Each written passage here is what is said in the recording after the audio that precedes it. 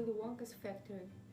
In the evenings, after he had finished his supper of watery cabbage soup, Charlie always went into his room of his four grandparents to listen to their stories, and then afterwards to say goodnight. Every one of these old people was over 90. They were as shriveled as prawns and as bony as skeletons, and throughout the day, until Charlie made his appearance, they laid huddled in their one bed, two at either end, with nightcaps on to keep their heads warm, dozing the time away with nothing to do. But as soon as they heard the door opening and heard Charlie's voice saying, "Good evening, Grandpa Joe and Grandpa Josephine and Grandpa George and Grandma Georgina," then all four of them would suddenly sit up and their old wrinkled faces would light up with smiles of pleasure, and the talking would begin. For they loved this little boy. He was the only bright thing in their lives, and his evening visits were something that they looked forward to all day long. Often Charlie's mother and father would come in as well and stand by the door, listening to the stories that the old people told. And thus, for perhaps half an hour every night, this room would become a happy place, and the whole family would forget that it was hungry and poor. One evening, when Charlie went in to see his grandparents, he said to them, "Is it really true that Wonka's chocolate factory is the biggest in the world?" "True?" cried all four of them at once. "Of course it is true. God heaven, didn't you know that? It's about 50 times as big as any other." And is Mr. Willy Wonka really the cleverest chocolate maker in the world? "My dear boy," said Grandpa Joe, raising himself up a little high on his pillow, "Mr. Willy Wonka is the most amazing, the most fantastic, the most extraordinary chocolate maker the world has ever seen.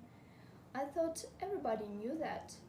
"I knew he was famous, Grandpa Joe, and I knew he was very clever." "Clever!" cried the old man. "He's more than that. He's a magician with chocolate. He can make anything he wants. Isn't that a fact, my dears?" The other three old people nodded their heads slowly up and down and said, "Absolutely true, just as true as can be." And Grandpa Joe said, "You mean to say I've never told you about Mr. Willy Wonka and his factory?" "Never," answered little Charlie. "Good heavens above, I don't know what's the matter with me. Will you tell me now, Grandpa Joe, please?" "I certainly will. Sit down beside me on the bed, my dear, and listen carefully." Grandpa Joe was the oldest of the four grandparents. He was 96 and a half, and that is just about as old as anybody can be. Like all extremely old people, he was delicate and weak, and throughout the day he spoke very little. But in the evenings, when Charlie, his beloved grandson, was in the room, he seemed in some marvelous way to grow quite young again. All his tiredness fell away from him, and he became as eager and excited as a young boy. "Oh, what a man he is, this Mr. Willy Wonka," cried Grandpa Joe. "Did you know, for example, that he has himself invented more than 200 new kinds of chocolate bars, each with a different center, each far sweeter and creamier and more delicious than anything the other chocolate factories can make?" "Perfectly true," cried Grandma Josephine, "and he sent them to all the four corners of the earth. Isn't that so, Grandpa Joe?" "It is, my dear, it is. And to all the kings and presidents of the world as well. But it isn't only chocolate bars that he makes. Oh, dear me, no. He has some really fantastic inventions up his sleeve, Mr. Willy Wonka has. Did you know that he's invented a way of making chocolate ice cream so that it stays cold for hours and hours without being in a refrigerator? You can even leave it lying in the sun all morning on a hot day and it won't go runny." "But that's impossible," said little Charlie, staring at his grandfather. "Of course it's impossible," cried Grandpa Joe. "It's completely absurd, but Mr. Willy Wonka has done it." "Quite right," the others agreed, nodding their heads. "Mr. Wonka has done it."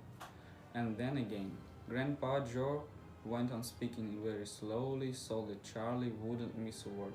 "Mr. Wonka can make marshmallows that taste of violet and rich caramels that change color every 10 seconds as you suck them, and little fewery sweets that melt away deliciously the moment you put them between your lips." He can make chewing gum that never loses its taste, and sugar balloons that you can blow up to enormous sizes before you pop them with a pin and gobble them up. And by a most secret method, he can make lovely bluebirds' eggs with black spots on them. And when you put one of these in your mouth, it gradually gets smaller and smaller until suddenly there is nothing left except a tiny little pink sugary baby bird sitting on the tip of your tongue. Grandpa Joe paused and ran the point of his tongue slowly over his lips. It makes my mouth water just thinking about it, he said. Mine too, said little Charlie. But please, go on. While they were talking, Mr. and Mrs. Bucket, Charlie's mother and father, had come quietly into the room, and now both were standing just inside the door, listening. Tell Charlie about that crazy Indian prince, said Grandma Josephine. He'd like to hear that. You mean Prince Pondicherry? Said Grandpa Joe, and he began chuckling with laughter. Completely dotty, said Grandpa George. But very rich, said Grandma Georgina. What did he do? Asked Charlie eagerly. Listen, said Grandpa Joe, and I'll tell you.